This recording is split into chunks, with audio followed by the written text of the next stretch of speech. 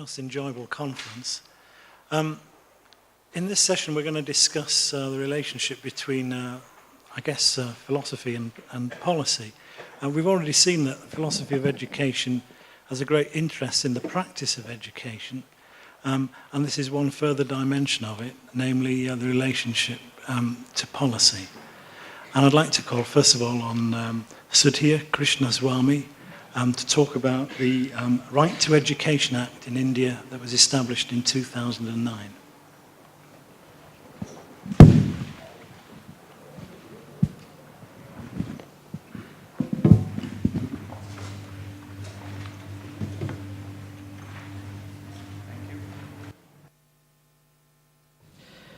I think this is on now, yeah.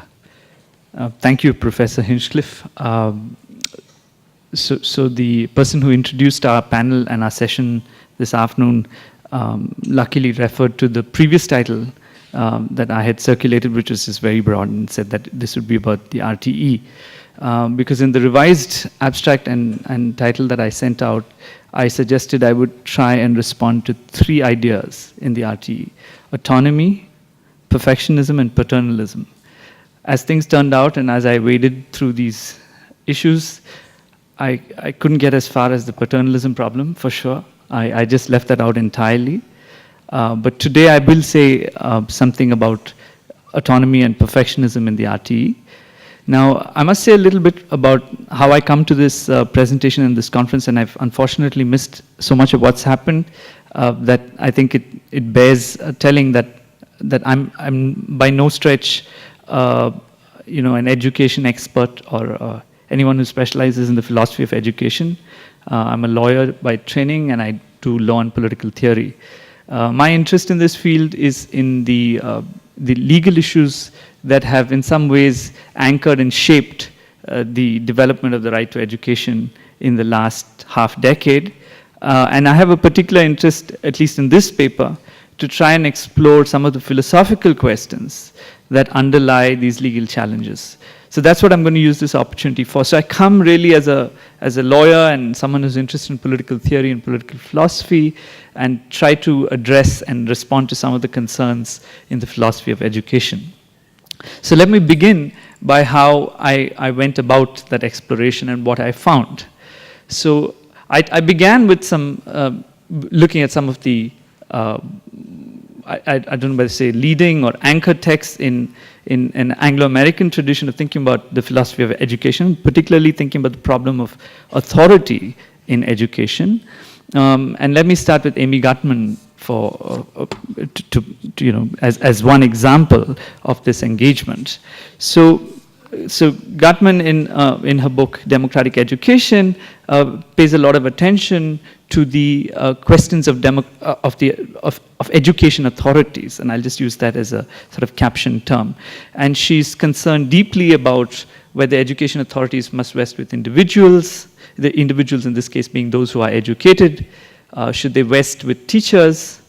Should they rest with groups of teachers, maybe teacher unions, maybe school societies, which may or may not include parents, bureaucrats, or political authorities, just per se, might be a departmental authority or a minister. She frames that engagement through four frames, and I'm not going to take you through that in detail. I'm sure many of you here are more familiar with this than I am, talking about the state of families and so on and so forth. She essentially leads in that introductory section to her book to the argument as to why a democratic education is arguably the best form of thinking about the problem of authority in education. What's striking in the way the book is set up and framed is that the primary contestants over the problem of authority are individuals and families on the one count, political authorities on the other, and the state. And I'm saying political authority, I'm just distinguishing between political authorities more generically and the state to highlight that there are various levels of boards and councils that sit between the family and the individuals and the political authorities and the state. So there are a range of political authorities there. What's striking in that the array of authorities on which the debate is centered is the absence of private educators or the market. And Professor Hinchcliffe, in a more recent piece published in 2014, similarly maps out the problems of educational authority and considers a range of actors, but significantly private actors are absent from that range as potential claimants to educational authority. And what struck me in my very early introduction to the problems of the philosophy of education is that, at least in the Anglo-American tradition, and I'm by no means familiar with all of it, or for that matter with other traditions of thinking about the problem, private actors are either entirely absent or certainly not significant enough to be placed at the center of the problem of authority in education.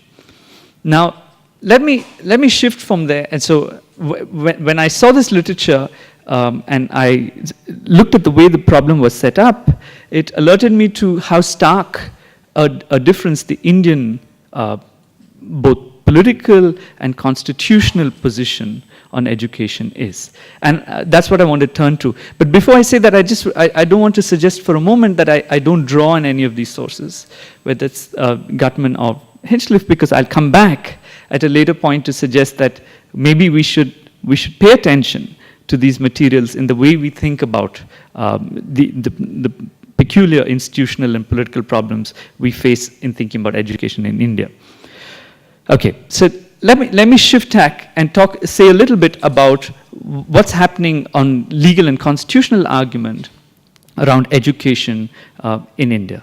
So most of you are familiar with the Right to Education Act, which came into force in 2009.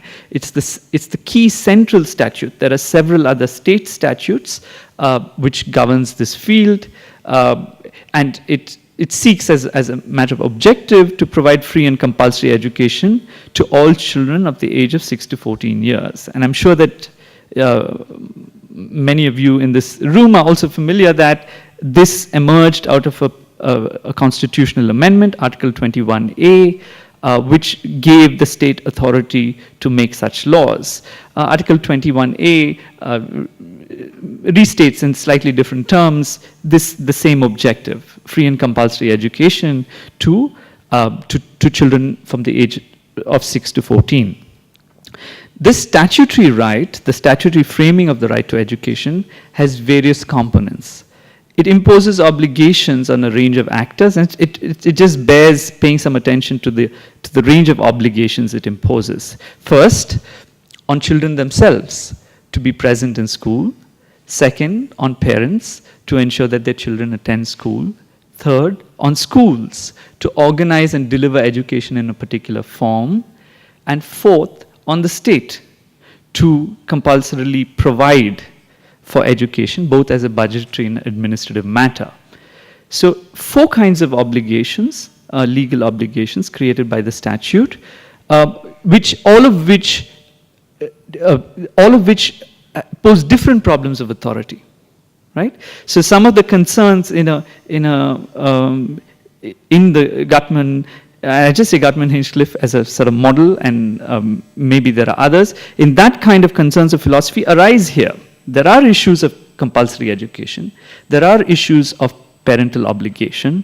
And there are issues of the role of the state in the delivery of education, so state authority. What is striking, though, in the Indian context is where legal challenges have emerged from. And it's not, and I'm not suggesting it's accidental, but it's worth paying careful attention to, as to where have the legal and political challenges to the statute and the nature of educational authority emerged from. It hasn't emerged from children or children's groups, unlikely litigating category in any event, but it hasn't emerged from parents either. So we haven't seen a cultural objection to compulsory education of any sort yet, at least on a national or certainly not aggregated to a legal challenge. That may still come, but it hasn't come.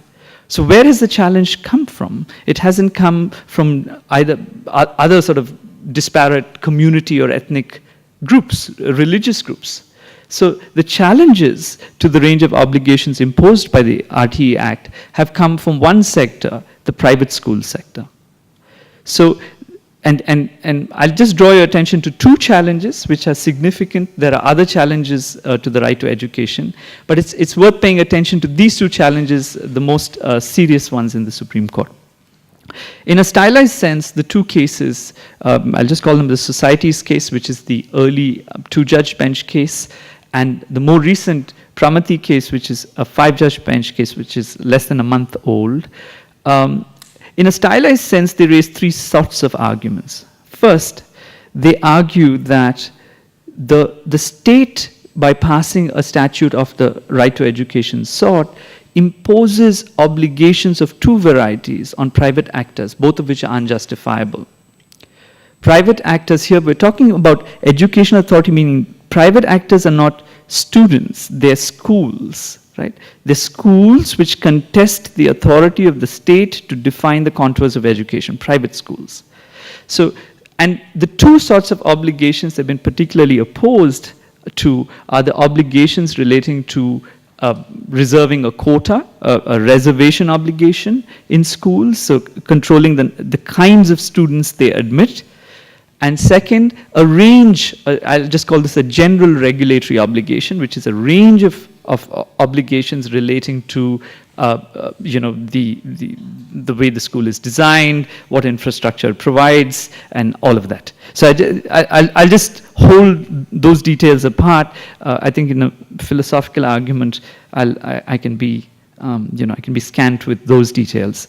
So the general regulatory obligation and the reservation obligation are challenged by private schools as going far beyond the mandate of the state in the field of education, and second, as violations of their fundamental rights to organize, in this case, for want of a better phrase in Article 19(1)(g), a business.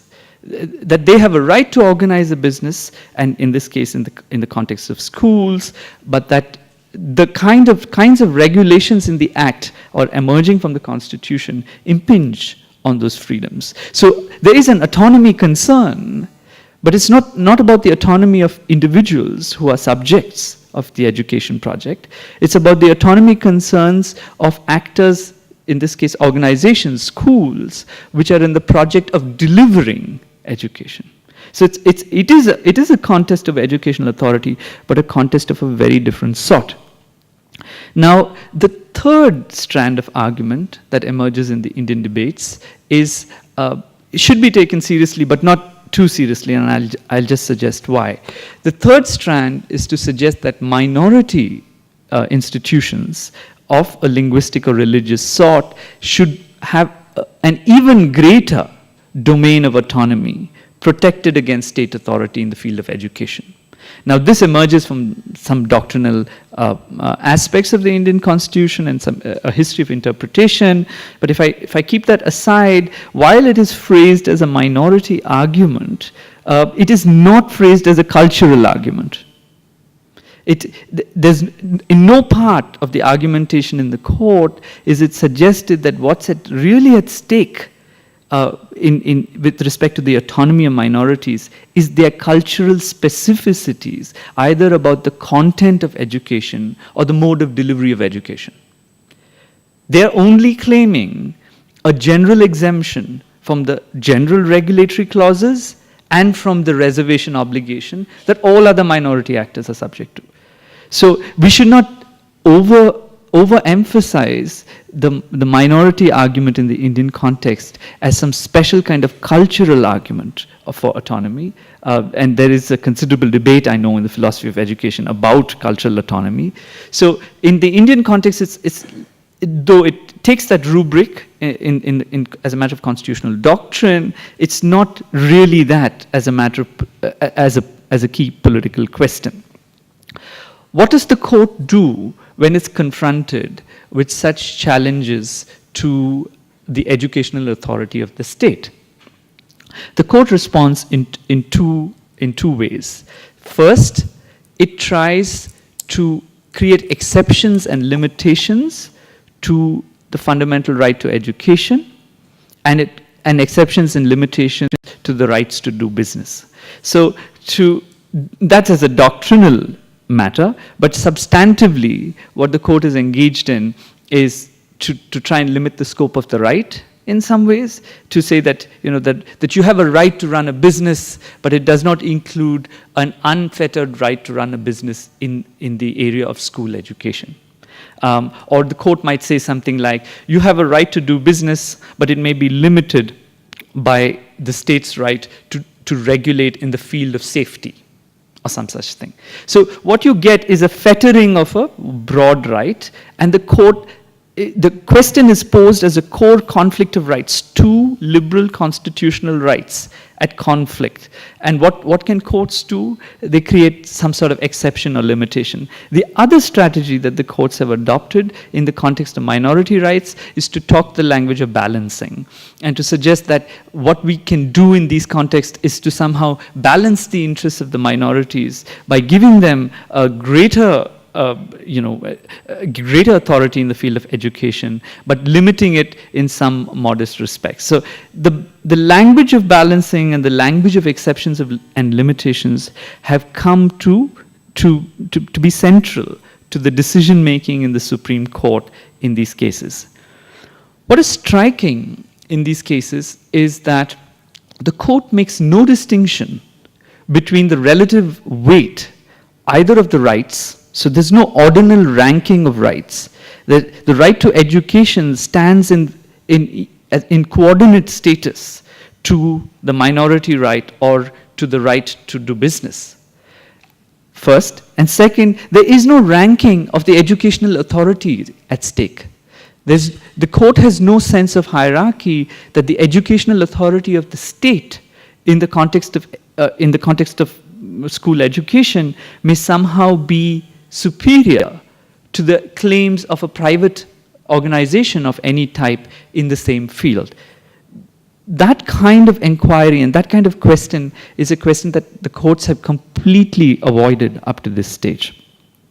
So how do we make some sense of this contest, and how do we draw on the existing debates on the philosophy of education and elsewhere in a philosophical sense to shape and mold the legal arguments in the Indian context?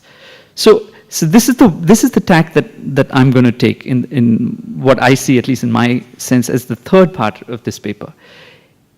If conventional concerns in the philosophy of education have not centered around the role of private educational authorities, and the Indian debates do center around this, I'm going to propose that we can learn from some debates on educational authority to get around the unfortunate situation that we find ourselves in the Indian context. So, and let me sketch this in two parts, and I'll suggest that Professor Hinchcliffe's idea of a republican liberty is a good way to start.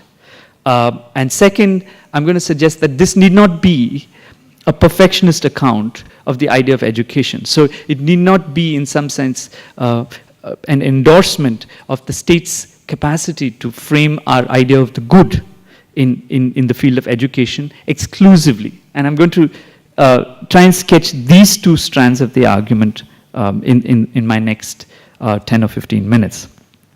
So if we phrase the question as a classic problem of a conflict of liberties or a conflict of rights in classical liberal theory, the position that we are left to articulate is how do we promote the maximum freedom of one with the least interference to the other. That's the classic position that our court tracks. It says there are multiple liberties at stake here, and in a liberal constitution, we must promote each liberty to the maximum extent that we can, and without erasing anyone else's liberty. That's the classic liberal conflict of rights problem.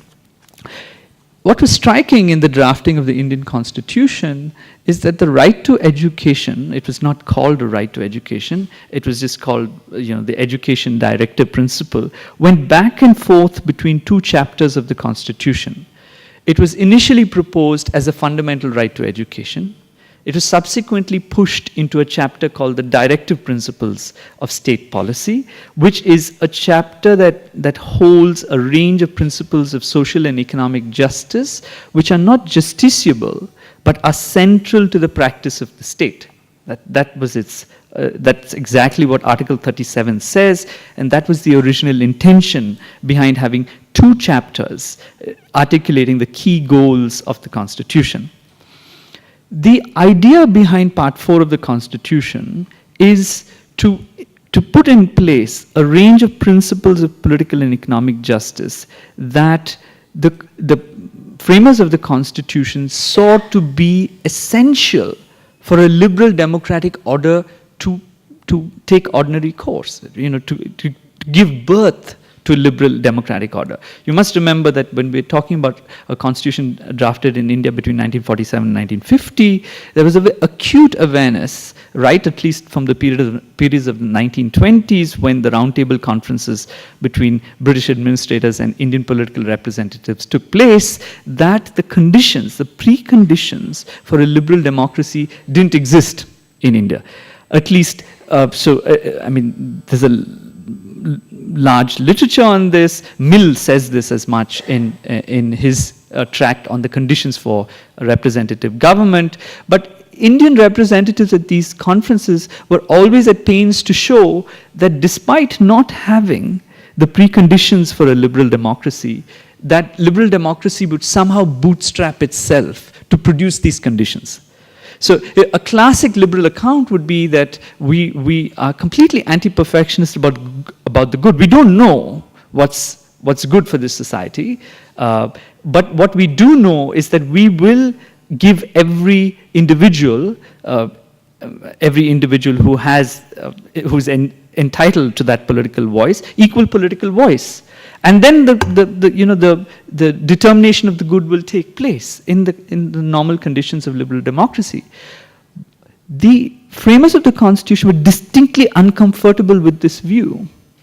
They were uncomfortable with this view because they knew that by any token, and they had been reminded, even if they didn't know for 30 years, that all the preconditions, the classic political theory preconditions for the existence of democracy, literacy, reasonable absence of economic hierarchy, some forms, the existence of a civil society with the absence of sharp social hierarchy, none of these were true.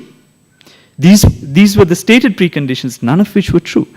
And so what they crafted in Part 4 of the Constitution was the idea that there would be these principles of political and economic justice, which were not complete specifications of the good, but articulated some core principles that were in both non-justiciable and non-derogable. And they saw this as and this was a peculiar and novel way of doing constitution drafting. They saw this as a method by which they could solve the problem of initiating democracy in India in 1950 and resolving the problem of preconditions.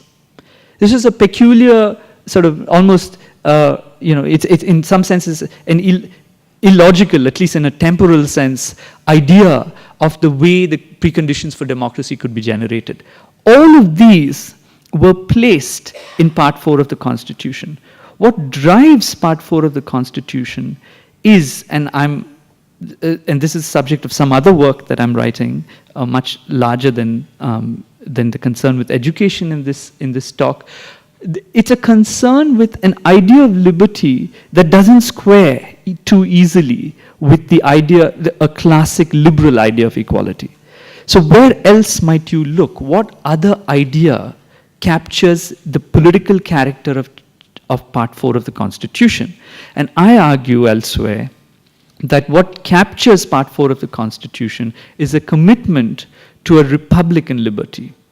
The idea that non-domination, at least a certain form of republicanism, the non-domination strand of republicanism developed by Skinner, Pettit, and others, specifies liberty as the absence of non-domination, both in the social and in the state sphere.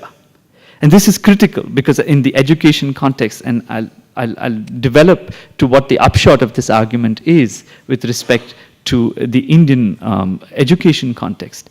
Notice here that there is a wider debate, and Professor Hinchcliffe works through this debate in his paper about the relationship between ideas of positive and negative liberty in Isaiah Berlin, in theories of liberalism, and what a republican liberty might mean.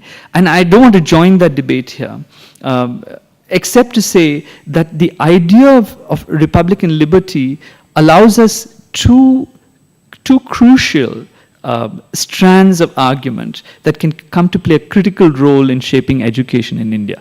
First is that it goes beyond the state to talk about the conditions in society, because non-domination, if it exists as a condition of liberty, ranking higher than the conditions of liberty. So what I'm trying to suggest here is that the other rights of the Constitution, the Part 3 fundamental rights of the Constitution, they sit in a different status, normative status, to the fundamental, to the directive principles of state policy, right? So you have principles of social and economic justice that are seen as, in some sense, priors for a liberal democratic society to fully function.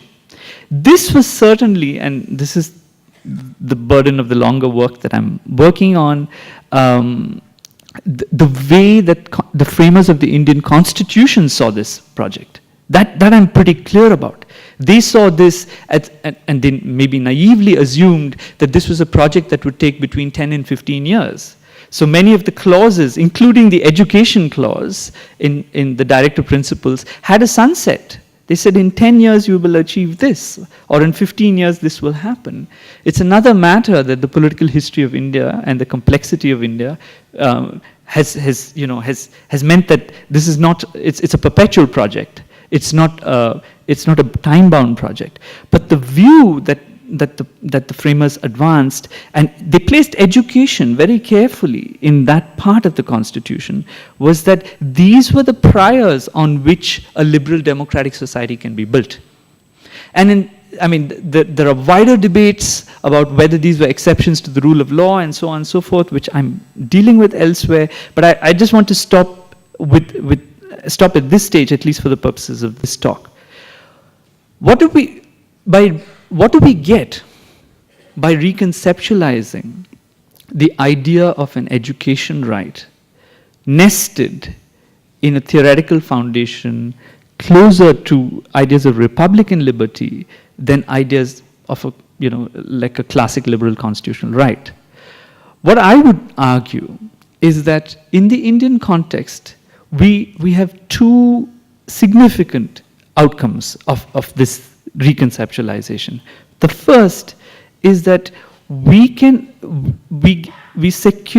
move away from the problem of the conflict of rights and the problem of a balancing of the right to education and the right to do business without paying any attention to the normative weight of these different rights.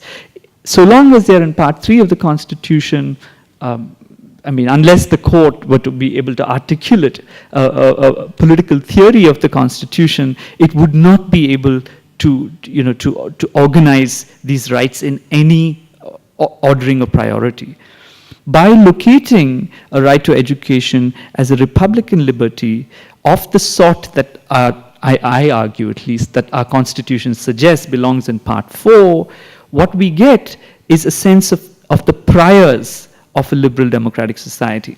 So the right to education must have, in the realization of the right to education must have a greater priority than all other rights that emerge out of, or that in some sense frame the rules of a liberal constitutional democracy.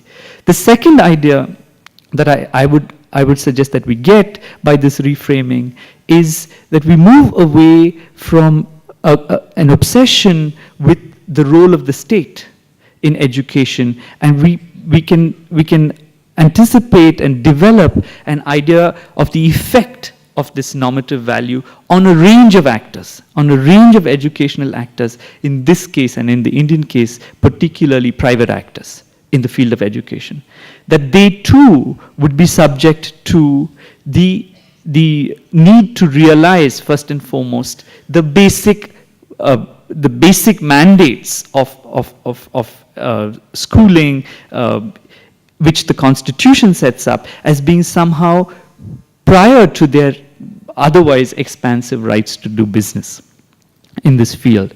So in these two ways, I would suggest that a Republican liberty-based conception of the place of education can do a lot of useful work in the Indian context, both constitutionally and legally, and more to shape the political discourse in this field. The last thing I want to close with is that we need not assume that by taking a Republican view of liberty, and in this case a Republican view of education, that we would end up with a sort of unhindered state authority to determine both the content and the modalities of the delivery of education. So we need not contend, or we need not face up to the prospect of some sort of perfectionist account of education as a good to dominate all other players. That is, that the state would dominate all other players in the field of education if we adopt such a view of education. And what and this is not an argument that I've sketched out in any detail, even in my notes, but my sense here is that we can take a Republican view of liberty which is not perfectionist in full. So we can take a Republican view of liberty that in the field of education that is anti-perfectionist. It does not specify all the aspects of the good, and can have a very narrow characterization about what the essential elements of the delivery of the right to education might be. It seems to me that while so much of the debate in the Anglo-American concerns with the philosophy of education deal with the content of education, the curriculum, and pedagogy, and all of these elements, what's striking about the constitutional debates in India, as well as the statutory content of the right to education in India, is that there's almost no attention paid to these aspects of the education project. So, and my sense is that's just as well. Because if it were to be in any other way, then we would have this problem that state authority would determine the educational project in all its extremities, and we don't need to imagine the project in that sense. So the way I would round that off is that I don't see that the Republican view of liberty and in this case of education poses any grave threat to other educational authorities in the way they might determine the content and the modalities of the delivery of education. So in this sense, I suppose that the view that I'm arguing towards is first that if we want to think philosophically about the problems of authority in the education context in India, we must expand the range of educational authorities we are concerned with. And as our experience over the last few years suggests, the primary concern must be with the role of private educational authority. And we must make some sense of where they fit in the authority grid. The second is that the Indian debate suggests that if we translate and if we place private educational authority at the same status and as enjoying equal rights to public educational authority, we and simply see the task of both political discourse, political and philosophical discourse, and legal and constitutional discourse to simply reconcile, or reconcile conflicting rights, or to to find ways to balance these competing claims to authority, then it's very unlikely that the project of basic education and schooling, compulsory schooling in India is going to take off. The only way we can do that, and what I'm suggesting, yeah, and my last sentence, is to reconceptualize the problem here as not being a conflict of rights, of equal rights, but to be one where we, infused with the ideas of republican liberty, where we place education to enjoy a normative status as a sort of prior to the other contests in a liberal democratic society. So invest education with a normative, political normative weight, which would transform the present constitutional debates on this question. Thank you.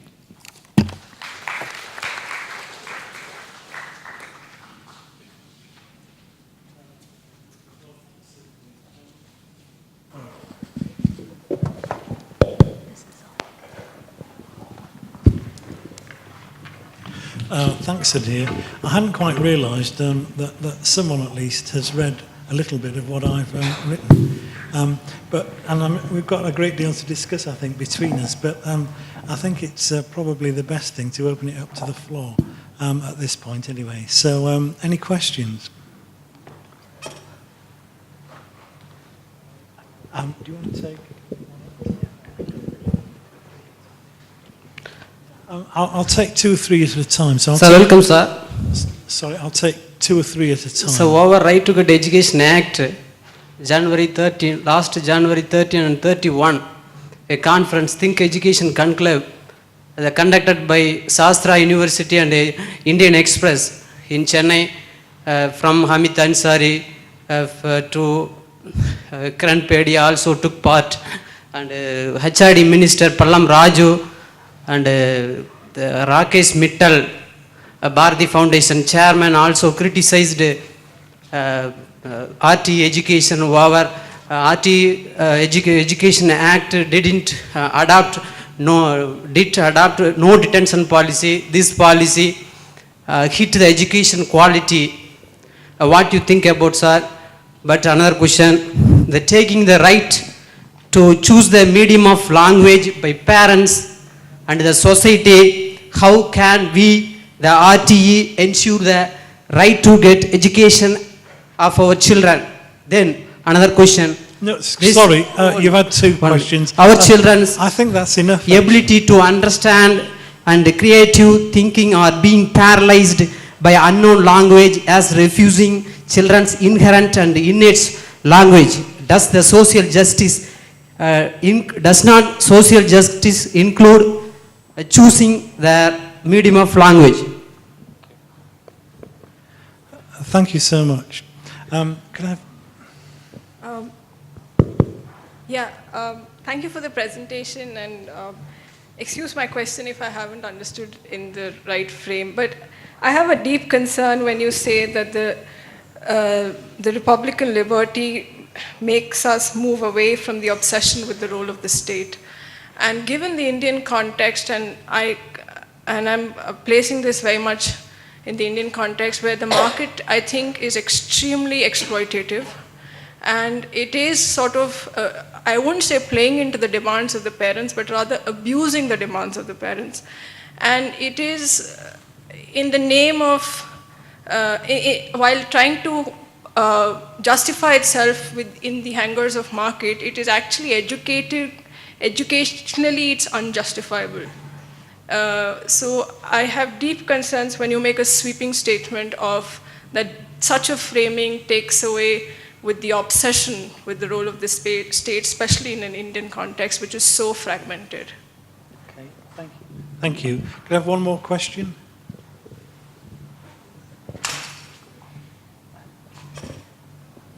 Yeah. You'd mentioned the unfortunate situation of the RT. I didn't quite understand what you considered unfortunate, or which aspect of the right to education that you consider unfortunate.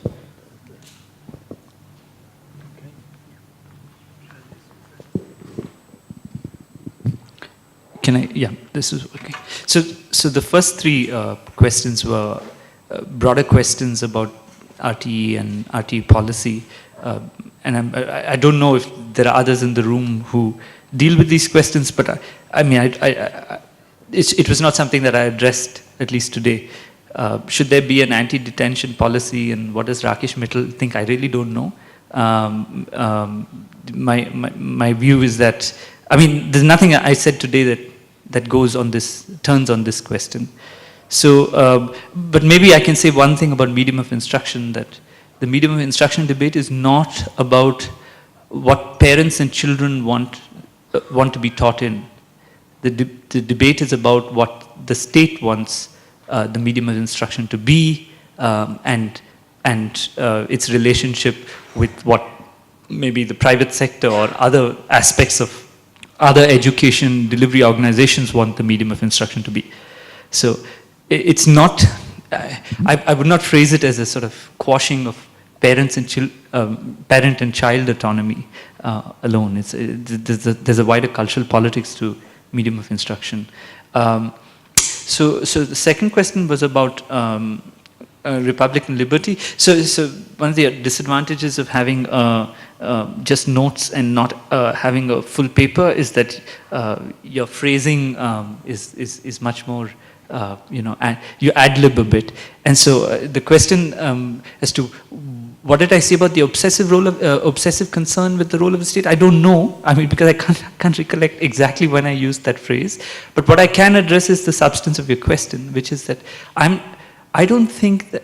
So in the present political discourse and legal discourse around the question, it's very clear that private actors and public actors in the field of education are equally placed.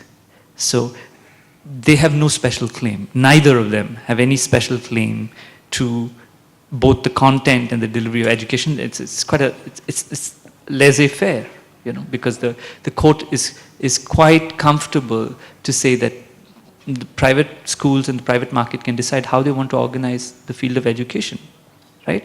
So that's as it is. What I was arguing for is the idea that the state can have not a full control over everything that passes in the field of education, but can have a core regulatory power that emerges from the constitutional priority to education. So I wasn't in any sense arguing for a watering down of the regulatory role of the state. I was suggesting, I was trying to craft an argument to support a basic role, regulatory role for the state in the field of education. So in that sense, I think we, at least on this question, we're on the same side. Now, again, the last question to me was, I said something about the RT was unfortunate, and again, I'm like, I don't know what I said was unfortunate.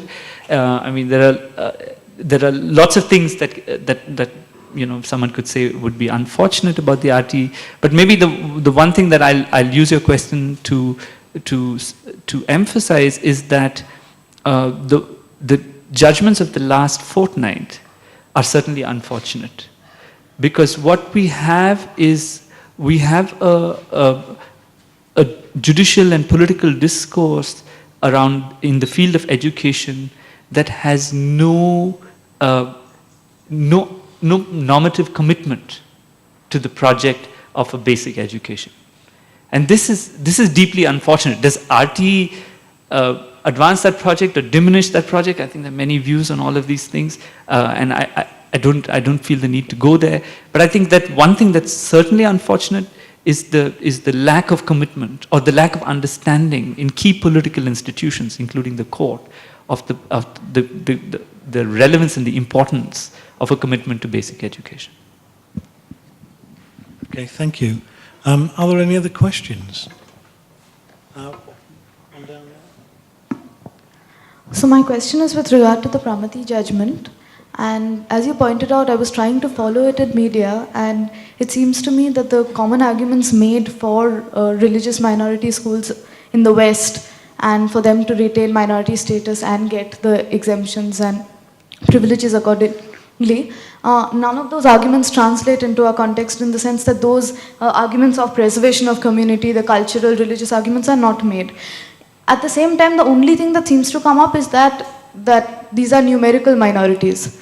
And I mean, pardon me if this is a naive question, but even say the economically privileged is a numerical minority. I don't understand how that necessarily associates with vulnerability, which is what would accord something an exemption. So, I mean, since I can't fathom what this argument is, it seems to me a transparent sort of use of this as an instrument for commercial motives. I mean, it's also because of incomprehension. So I was wondering whether you could sort of like elaborate on this argument a little more. Okay, thanks. Any further question? If I could take Heinz, please. Yeah, just a piece of information first. There's a couple of interesting U.S. Supreme Court rulings that could inform your discussion. One of them is Pierce versus Society of Sisters, where the Supreme Court ruled that compulsory public education could be attained by placement in a private school. And another one, I don't forget the name of the ruling, but where the Supreme Court ruled that religious beliefs could justify less than a full compulsory education period. The Amish wanted their kids out after 8 years of schooling, and they were granted that right. That's a piece of info. And then a point of debate. I think it might be helpful if you distinguish conceptually between the state need not dominate education at the administrative or the delivery level, but it certainly ought to dominate at the policy and regulatory level. If one accepts that, then you have to establish a system of inspections and a system of quality enforcement that the state organizes and imposes on private schools. I don't know what the situation in India is, but that would have to be worked out. Okay, thanks. I'm going to exercise chair's privilege and ask a question, if that's all right. I'm not familiar with the Indian situation, and I hadn't realised that the RTE, in effect, gives you the authority to educate on a private basis. That's the case. What I was wondering is that my thinking about education authority is there needs to be a principle of subsidiarity as well. That it's not just a question of authority flowing from the centre, but the authority to educate needs to be distributed. And in that case, I'm not quite sure what authority, quite apart from any social or egalitarian arguments, but what authority private schools have to educate if the only authority they derive is from a single act passed at the centre.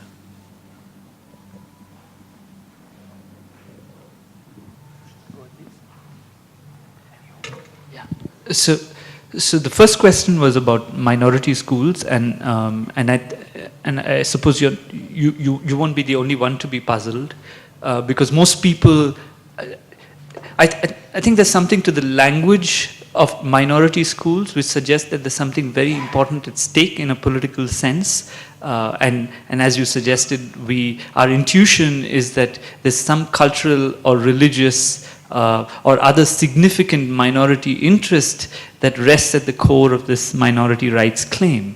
And when we look at the Amish schools case, or we look at various other schools cases around the world, that's usually how minority rights are posed.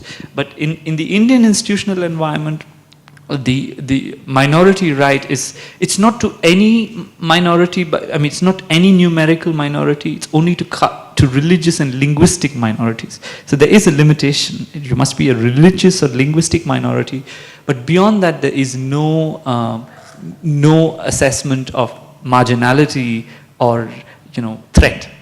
It's anyone who can show that they're religious or linguistic can claim the benefit. It's it's striking that in the way that the Constituent Assembly debates on this question were raised, they were always raised as arguments about preservation of cultural and religious identity, not as a regulatory business right. But the way they've come to be interpreted, first in the field of higher education. So higher education has blazed this path 20 years ago when the court gave the Manipal group and others minority status, which meant that they could run a business effectively. And now it seems that the court is doing the same in the sphere of school education, where they will carve out a field of relatively unregulated, sort of a regulatory arbitrage position for minority schools. And then the name of the game will be who can classify as minority. So I think that this is a serious problem and it's obfuscated from public view. Because people think when they read the language of minority rights that there's something politically significant in that exception, but really it should be seen for what it is, which is a business exception. For the most part, I don't want to. There are a very small range of schools which would attract that tag in a serious constitutional and politically significant way, but that's not where the debates are focused at the moment. On the US Supreme Court, and it's useful to look at that literature. In fact, we cited Pierce in the first case, in the Society's case, and we use these materials. On the Amish question and minority rights, the Indian jurisprudence is so far away from the rest of the world that it's going to take something else to pull it back to some reasonable identification of who are minorities and why they need special rights. But I like the other suggestion as well, which is that we need to distinguish between the instrumentation, the delivery role in education, and the policy regulatory role in education. And this will help me actually talk about both questions. Is that the RTE says nothing about the delivery role. It does not authorize the private school sector. It does not deauthorize the private school sector. It's neutral on that question. What it does do is that it mandates the state to provide education. And it can do this in many different ways, and there's one way which is to use quotas in private schools, which is one way, and the court has upheld that. So the policy regulatory role of the state in that sense is there. It's there in the RT, it's been upheld by the court. But the carve-outs, the exemption, the exceptions to this regulatory role are becoming wider and wider. And so there will be, I don't know what a reasonable estimate of the minority school sector in India, I suppose it would be somewhere between 10-15% of the overall sector, but I have no doubt that it would be huge and growing because of the carve-out. So that's one. So the last question was, in what sense can we think about private educational authority in the field of education? And that was my puzzle reading the philosophy of education literature. And as I said at the start, I'm coming to it freshly, and I was struck by how remote it is from this literature to even consider the possibility that private educational institutions have a special kind of educational authority. It's so remote to the literature that it's not even a part of the grid of the main writing in the field. But in India, in Indian political discourse, and in our legal and constitutional discourse, it is taken for granted that private educational institutions have unfettered authority in the field of education, and that it is an activity, a business like any other. So they do have to comply with the norms around recognition, but beyond that, they have a very wide swathe of authority. And so there's a stark difference, it seems to me, in the way the theoretical thinking in this field is organized between India and elsewhere. Okay, it's 2:55, and I think we need to stop now. So it's for an interesting talk, which leaves a lot more for discussion as well. So that's good.